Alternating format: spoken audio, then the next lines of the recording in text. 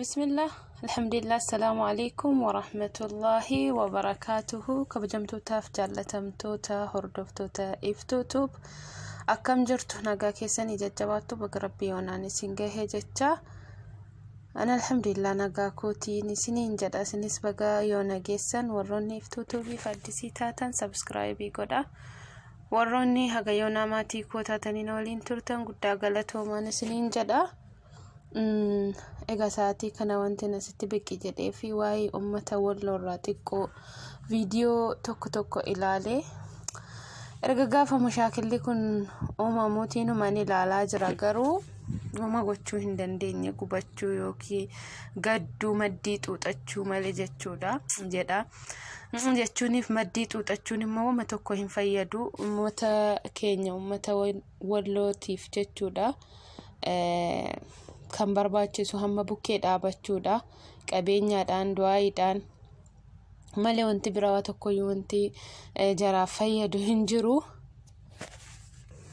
jarris kan jarri barbaadanu gargaarsa jechuudha sa'aatii kana gargaaraniituma bira dhaabbachuudha wanna biraa tokko gochuu wanti nu dandeenyu hin jiru Sagale ta'uudhaaf ammas Sagale Hatanufi warroonni social media gurguddaa qabdanu akkuma yeroo kamiyyuu jechuudha Sagaleen waan dhimma abbaa dhagahuun barbaachisu haganni nama sana qaqqabutti jechuudha dhimmi kun abbaa ilaallatu haganni qaqqabutti Sagalee ta'uun Sagalee dhageessisuun dirqama kanaafiyyuu Sagalee ta'aafiin isiniin jedha guys dhugaa dubbachuu fi wallahi viidiyoo haadhaa tokkoon arge viidiyoo haati tokko ilmoo lama baattee tokko noosisaa jirti tokko mo bira taa'aa jirti wallahi viidiyoo sana osoo galchuu nan danda'a ta'e lamaaniin viidiyoo nan galcha ture walaakinan viidiyoodhaan hin hojjedhu yuutuubii kana nan hojjedhu baay'inaanii naaf hin mijatu waan ta'eef jechuudha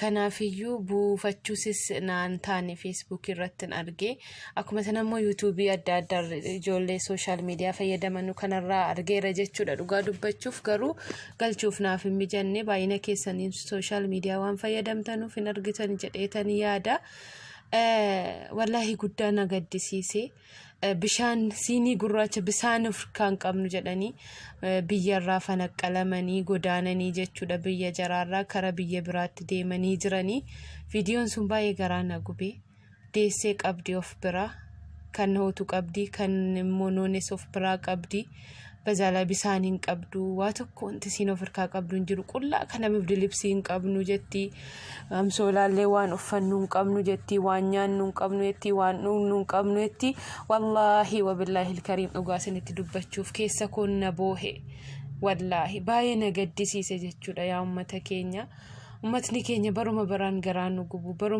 baruma baraan gubanna furmaatni hamma yoonaatti illee wanti argame hin jiru garuu wanti nu gochuu dandeenyu wanti guddaan du'aayiidha meeshaan guddaan nuti qabnu du'aayiidha ittaan suudhaan immoo maddii xuuxachuuf boon waa tokko hin fayyadu hamma qabnuun ummata keenya biraa haa dhaabbannu ummata Walloo biraa haa dhaabbannu dhugaa dubbachuudhaaf nama jechuun nama gargaaruudhaaf nama ta'uun qofti gahaadha waa tokko wanti biraa hin jiru nama gargaaruudhaaf nama ta'uun qofti nu gahaadha waan ta'eef ummata Wallootiif Sagalee Hataanuu biraa haa dhaabbannu du'aayiidhaanis qabeenyaadhaanis sagaleedhaanis yeroo kana bukkee jiraachuu qabna jechuudha silas warroonni social media irratti iyyanii dubbachuu malee dhaqanii wajjiniin wal gargaaranii jara sa'aatii kana jara bukkee ta'uun hin danda'amu waan ta'eef tola kana maddii xuuxachuu irraa haa gargaarru hamma qabnuun bakka jirru akka jirrutti haa gargaarruun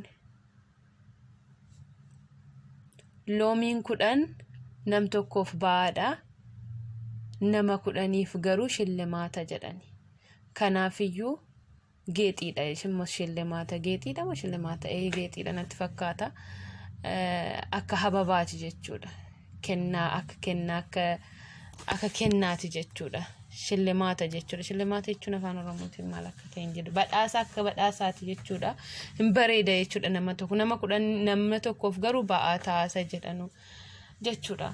Kanaafiyyuu bukkee haa dhaabbannu, bira haa dhaabbannu, nama gargaaruudhaaf nama ta'uun qoftinuu gahaadha. Wallaa haqiiqaa wanti viidiyoon sun garaana gubee hamma malee garaana gubee alaama viidiyoo kana hojjechuu sagalee kana waraabuullee hin qabu ture. Maaliif waa tokko faayidaa hin qabu. Garuu sagalee ta'uun wanna guddaa ta'ee yoo osoo jiru baay'ee nama gaddisiisa. Waraabuudhaaf alaama osoo hin qabaatiin waraabuudhaaf immoo ofumaa kootii of gaddisiise jechuudha. Kanaafuyyuu ummata keenya ummata Walloo bira haa dhaabbannu. Silaa gubanneerra gubachuun qofti immoo wanta tokkoyyuu faayidaa hin qabu. Qabeenyaanis du'aayiidhaanis akkuma isiniin jedhee sagalee ta'uudhaan bira haa dhaabbannu ummata Walloo bira.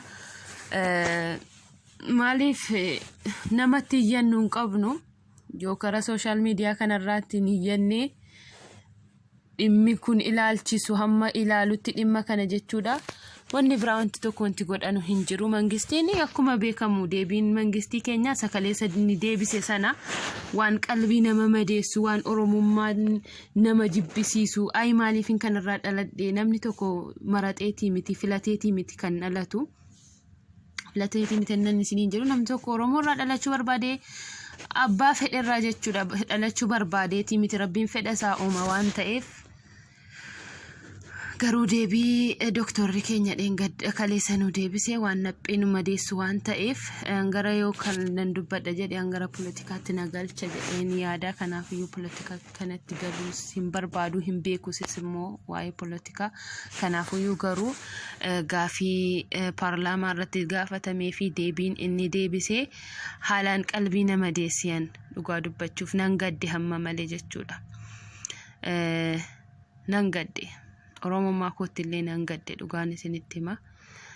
Anyway, isa kan isaa dhiifne galuuf furmaatni hamma nu uummata keenyaa gochuu qabnu maalidha? Bira dhaabbachuudha. Maallaqaan, du'aayiidhaan, sagaleedhaan. Kana qofaaf kana wanti nu gochuu barbaannu. Jarris wanti jarri barbaadaa jiranu maallaqaan nu bira dhaabbadhaadha malee gaafii tokko illee hin qabanu. Gargaarsa nam tokkos hin barbaadan. Uummanni Walloo akkuma beektan jaaqnummaa isaas kunoo mirkaneesseera. Wanti nama gaddisiisu haadhotii jechuudha. Nyaataniillee garaadhaa hin qabne haadhotii jechuudha. Hoosisaa jiranu haadhotii ilmaan of jalaa qabanu harkisaa jiranu fanaqqalaniiru akkuma gizee Somaalee sana jechuudha. Akkuma gizee ummanni Somaalee sun fanaqqalaman jara kanas fanaqqalchiisaniiru ummata Walloo jechuudha. Viidiyoo haalaan nama gaddisiisu argeetan baay'inatti dhagahamee maayifin viidiyoo kan maayifin sagalee kwaanis hammana danda'ameen hin dhageessisuu jedheetan dubbachuudhaaf ka'e jechuudha. Kanaafuu wallahi baay'ee nama gaddisiisa baay'ee jechuudha.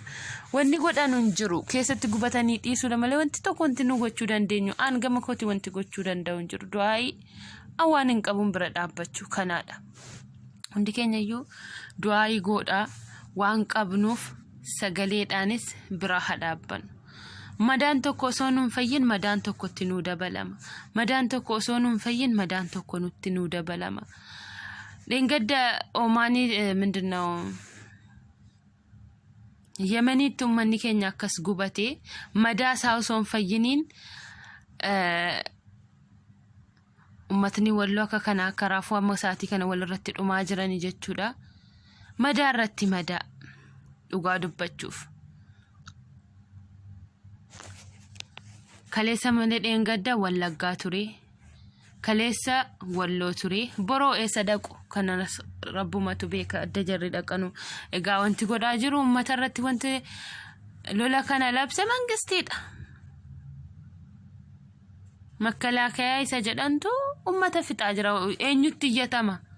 Yoo sooshaal miidiyaa takkana iyyatamee namni sagalee sooshaal miidiyaarraan bahee dubbatee dhimmi kun ilaalchisu ilaalutti mangistiin jechisaa deebiinsaa isuma kaleessaati.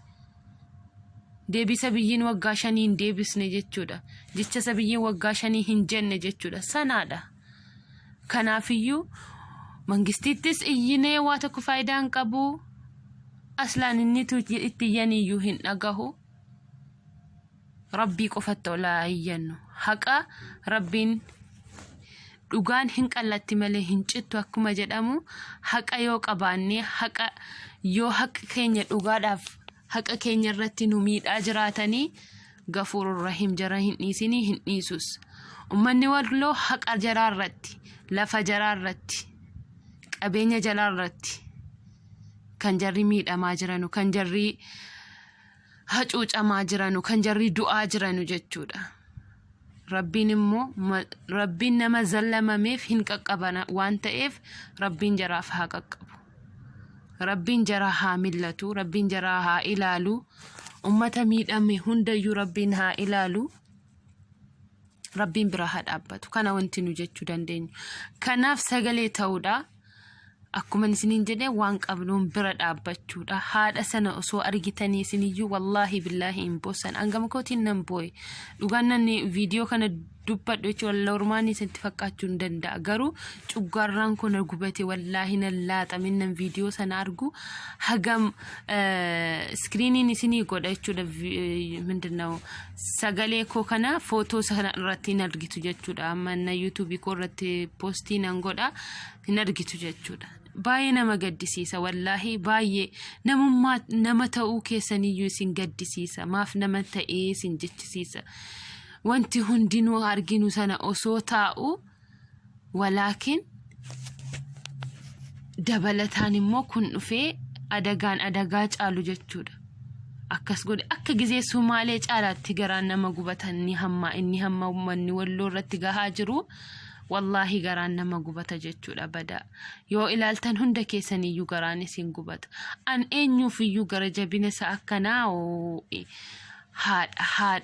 haati deessee kaatee ilmoo baattee akka senna tankaraatatti akka senna dhamaatu baay'ee nama gaddisiisa. Rabbaa billatuu fi sagalee Hatanufi Bira haa dhaabbannu waan qabnuun akka qabnutti bakka jirru sagalees Hatanufi.